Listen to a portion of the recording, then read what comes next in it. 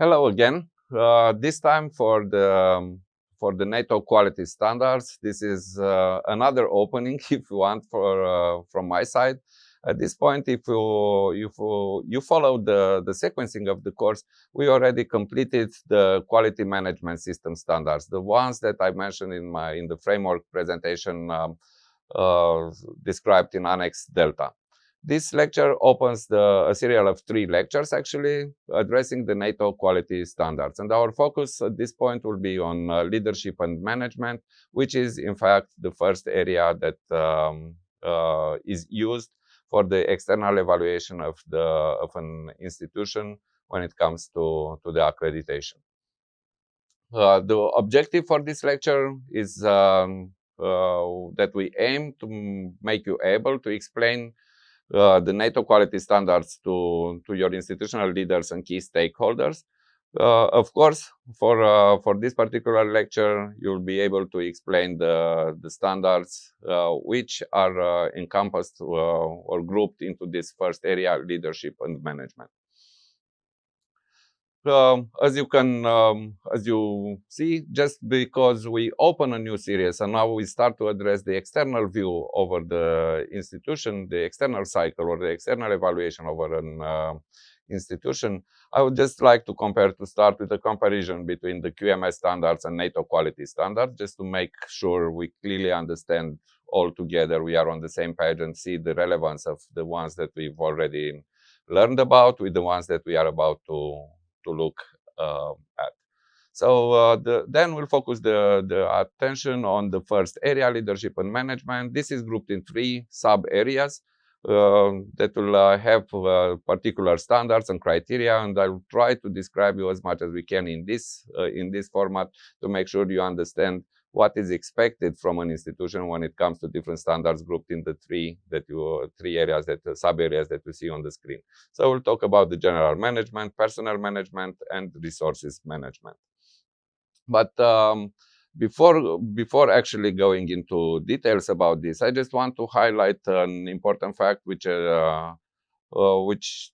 will help you better understand, well, what defines the NATO Quality Assurance Program. Is this something that NATO invented some time ago just because we found the need for it, or it is something that exists? And I'm pretty sure you already answered to this rhetorical question that I raised, as quality assurance is not something that began with NATO. It's been on the market. It's been particularly in the education and training environment for many, many years. So when we developed the program 9 years ago, when we started to look into this, we had an example. We looked at different examples, and I want to highlight for the next 2 minutes the European Network for Quality Assurance guidelines for quality assurance. As you know, these guidelines consist of 2 parts. The one that is dedicated to describe the internal quality assurance, and here you see the 7 standards. And now, if you compare the 7 standards with the one that we already learned about, Annex Delta, NATO Quality Management System Standard, you'll see the similarities. For the external view, the external quality assurance, these are the guidelines, the areas that ENCA, the European Network for Quality Assurance, is highlighting, and that's the way they are grouped into in these guidelines, and how the university or the academic environment is uh, uh, addressed through the external quality assurance programs that are available. So this is to understand that there are always 2 ways to look at an institution: from the internal, and it has an internal perspective and an external one. And if we want to address these views or these perspectives from the quality assurance process, which consists of which is defined through the plan, do, act, check, PDCA, plan, do, check, act cycle, we'll see the similarities and where the inputs are getting in, and where the outputs are influencing each of these 2 cycles. We'll talk about this in more details. We'll hope to you'll remember this, as this is an important schematic view if you want of the institutional accreditation process. But not only, it has applicability to throughout the validity of an unconditional accreditation of one ETF. So this means that it is important to understand that the continuity of improvement process, or the internal quality assurance, it's a cycle that goes on and on. It does not start with the accreditation or not. It's a continuous process which defines the quality management system within the institution. And then the external view, which occurs every 6 years, as we'll discuss in one of our next lectures in more details, will highlight the inputs and the outputs from the two cycles. So I want you to imagine right now that uh, we want to build a vehicle to drive the NATO education and training. And you can see that you might have a very good process and program to develop this vehicle. But the question is to ensure if, and to see the quality management system as this vehicle that drives education and training, and to make sure this vehicle is fit for NATO purpose. So this is why it's important to understand these quality standards that we'll start to discuss today. The first area, leadership and management, are important for us to ensure and confirm that an existing education an existing quality management system within an ETF, it's fit for what NATO needs. There have been some already highlighted the key features or the key prerequisites of this confirmation when you discussed and when we went through the lectures so far during the week. However, now I would like to give you the perspective from the external view and to highlight each particular standard as we'll talk about it, and so you'll know better what to expect when it comes to external evaluation.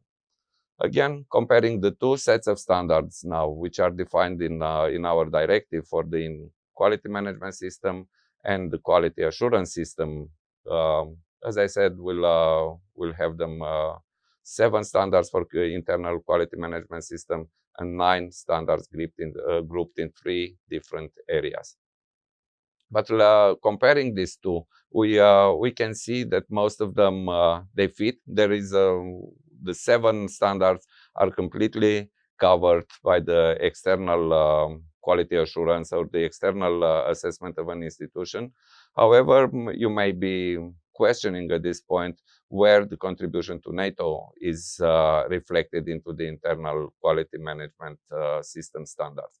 And I will not answer in details at this point, that this area is a subject for a particular lesson. However, throughout the 7 standards, starting with policy and procedures, and with the information system and knowledge management, public information, definition and delivery of instruction, this, just to give you some hints, they all reflect a contribution to NATO. And this contribution will be discussed later on in a lesson. At this point, I'd like to focus on the leadership and management, and we'll discuss this in details. As a takeout from the discussion so far, we can see that the 7 quality management system standards and the seven criteria, they are encompassed by the NATO quality standards. However, they are not covered in the same depth. Going back to our main topic for this lecture, let's focus on the general management, personnel management, resources management, which will give you the understanding and the knowledge required for you to advise, and further on, maybe in your quality as in your capacity as a quality manager in an institution, will help you to coordinate the development of a policy or the implementation of the quality standards with regards to this area.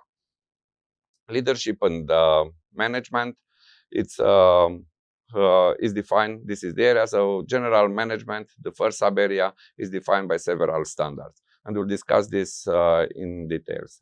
First one, institution has a long-term plan based on its mission, vision, and that considers NATO priorities and expectations of major stakeholders. Um, then another standard, the next one, is that the institution has successfully implemented the quality management system that um, a system which is defined and supported by relevant documents, and very important that this system and uh, the guiding, or the governing documents are regularly updated to ensure that it reflects the developments within the NATO quality assurance, in NATO requirements, definition of requirements, and even the way that the designing and development of courses are addressed. So how we, from the external point of view, how do we confirm what you expect as an institution, what an institution should expect from the team of ACT, or the quality assurance team from ACT comes to visit or starts to work with an institution towards the institutional accreditation? There are some ways to reflect the implementation of these standards. And here is that the institution recognizes in their uh, governing documents, in their long-term plan, in their founding documents, their relevance to NATO and their role in support of NATO should be clearly identified and uh, reflected by the main documents, as I was saying. So here we look at the mission of the institution, the vision, the policy, strategy. When it comes to the strategy, we expect an institution to have a long-term plan, or a long-term development reflected in a strategic plan, in a strategy, in a long-term development plan. And throughout this document, NATO should be considered as a priority for the institution. Uh, Again, when it comes to the quality management system, every institution should have a quality policy. We call it policy. It's not mandatory to be named this way. We've seen institutions which have a quality handbook. We've seen institutions which have an SOP. Of course, the way that it is called, or the name of the document, it's not relevant as long as it provides the clear description of the entire quality management system, also providing the details about the processes and procedures, and inputs and outputs through different stages of development or assessment of the educational training solutions. Moving on, um, we also, within the general management, once we have defined the role with NATO, we know an institution has the standards related to the quality management are confirmed. We also expect an institution should have a purposeful and a meaningful and well-managed internal and then external communication plan. And this uh, uh, communication is checked, if you want, or it's confirmed through the existence of uh, stakeholder analysis, or engagement plan. Uh, However, we should, when just having these documents in place or developed, they should be also meaningful. And when I'm saying this meaningful or purposeful, I'm thinking about the way that the mission, the vision, or the general purpose, the aim of the institution, their role in support of NATO or with other stakeholders, it's clearly identifiable within their, if you want, external communication. And here we look for a coherence to be highlighted or to be easily recognized when it comes to what the institution aims for and how they communicate. So it's not a matter to have a plan just to communicate, but the purpose to communicate should be really defined and also connected and or uh, define or to be defined in a way that will support the further development of the institution. When it comes to the internal communication, here we look at the internal information acknowledgement system, the way it is designed, the way it is implemented, and the way it supports the uh, different functionalities which are included in the quality management system. So already mentioned these information systems to support its management and its core functions. And this is pretty much at this point about the general management. Going into the next steps in this area, we also talk from the external perspective. We want to have a clear description, a clear understanding on how the personnel management is related standards are implemented. And these standards, as you can see on the slide, well, we look that the institution to, it is expected that an institution to have principles and procedures for personnel recruitment and but also for further development.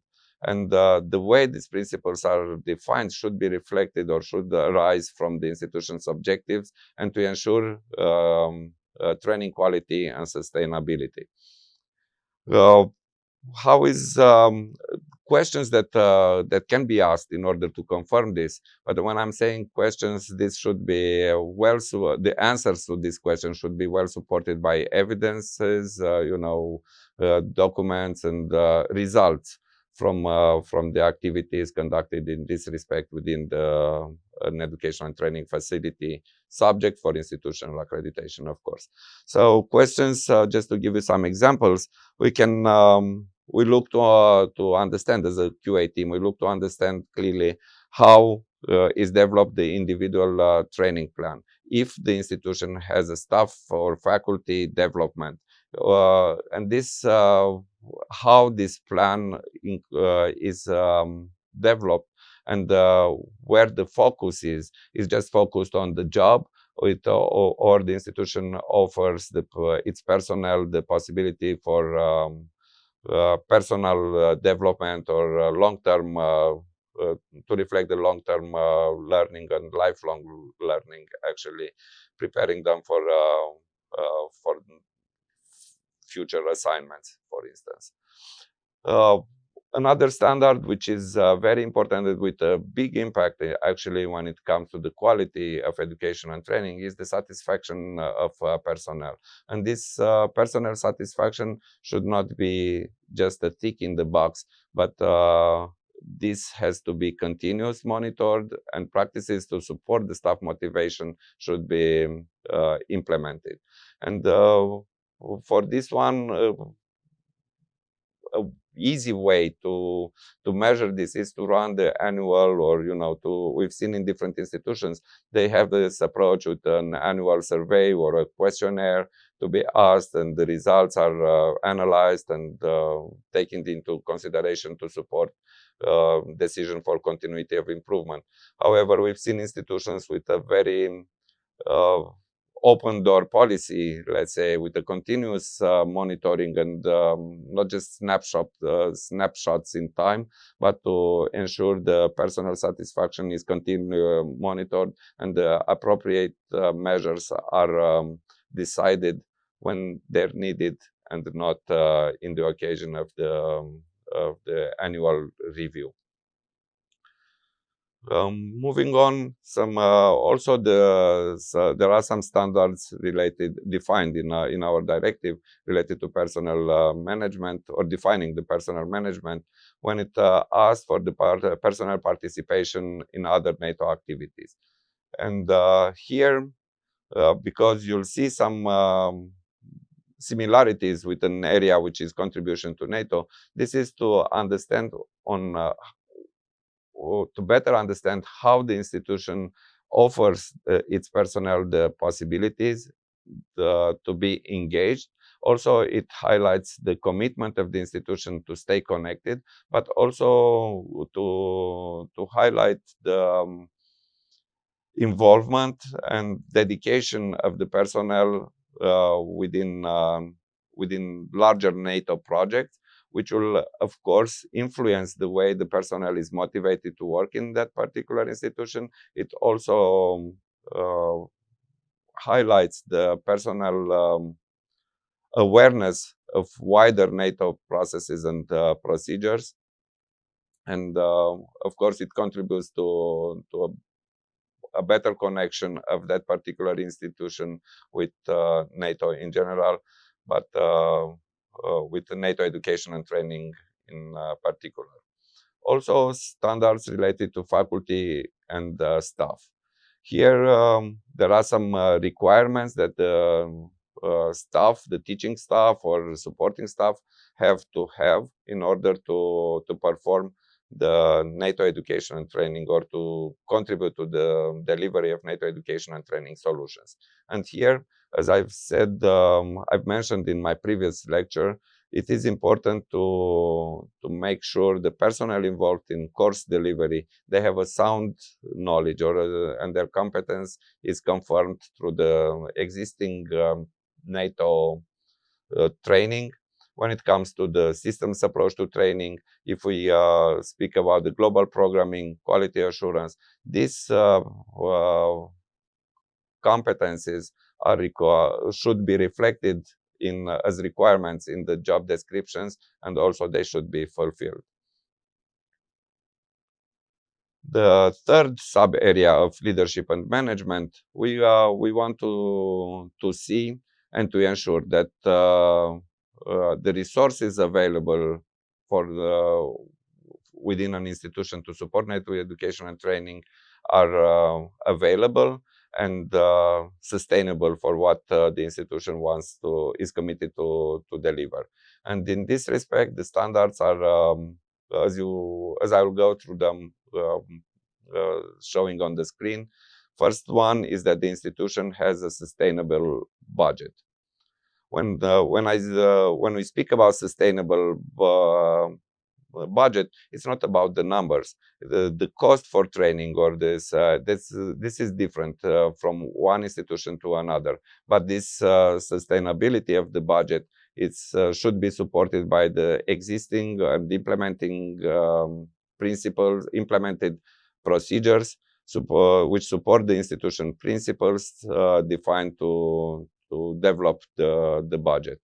Uh, the numbers are less important, but the way and the process and the procedures that the institution has implemented to ensure their resources are available throughout the year or throughout the long term, they should be well defined and available to the team when it comes to external view or external assessment of an institution. This these standards are complemented by the next ones, the allocation and financial resources of an institution, which should be based on the institution's actual needs and priorities in accordance with its mission and objectives. It's all again, this is all about the coherence. So we've seen the long-term plan, we've seen the mission, the vision, we understood this in the general management. However, this principle should be taken forward and be reflected by the allocation and the financial resources. There are different way to measure, if this the allocation of financial resources are uh, it's sufficient for what an institution needs to achieve throughout the year in terms of education and training. However, it is important also to look on how the working conditions of the staff and the learning conditions of the students meet the needs arising from learning objectives. And this is already the standard connects a little bit in more details the general management and resources management with actually delivery of the course. When it comes to the course delivery, the course, as highlighted in previous lectures, is defined and by the course control documents, where the learning objectives are defined, and also the ways to achieve those learning objectives should be described. This description, while it offers an important view and understanding on how a class is run. It also requires particular resources, which should be considered in the general allocation of the resources when it comes to the course. These standards can be confirmed, and it has been from the experience we had so far with more than 36 institutions right now, is that uh, most of the institutions, they ensure transparency in decision, but also involves the lower level like course directors and department heads for education and training in definition of the required resources for their training events. And this is also usually reflected in different SOPs that the institution developed to and implemented in order to ensure the requests are in time, are submitted in time, and the supporting departments within an institution are considering those in developing their budget and resource allocation programs. This somehow concludes a quick overview over the standards. You are highly encouraged to work on the syndicate assignments this in the afternoon and to identify different topics on this. Also, I'd like to make sure you'll write the questions that you'll have. You'll raise the questions in again when we'll meet in the afternoon, but also save some questions also for the question and answering session we'll have live towards the end of the course. Until then, until I see you live or for the next lecture, I'd like to thank you for your attention. I encourage you to go in and read in details the description of of the standards we discussed so far, and also clarify any questions that you might have later on. As always, our mail box, email address is on the screen. Also, you're more than welcome, and we are more than happy to take your questions using this channel of communication. And we also point you to the right direction and the right descriptions to best answer your questions as they arise. Until then, thank you again and enjoy the next lectures.